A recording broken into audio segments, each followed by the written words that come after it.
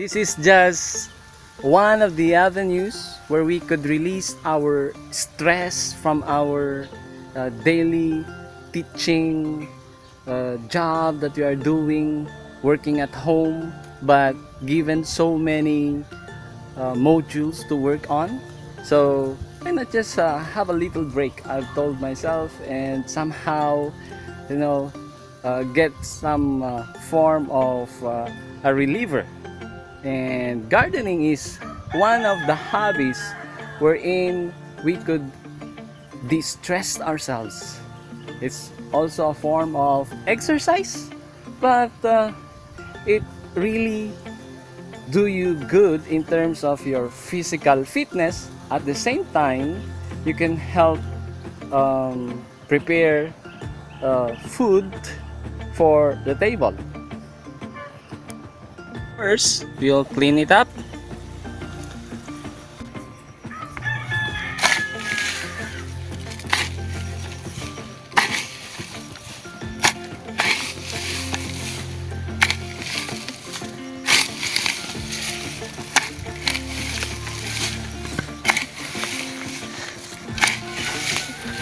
There you go.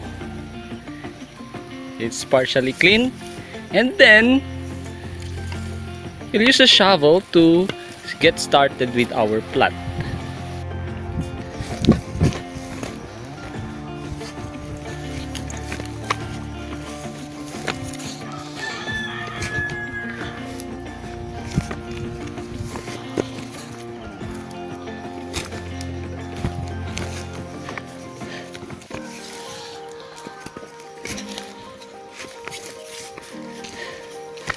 Okay, we will do this until we reach the other end.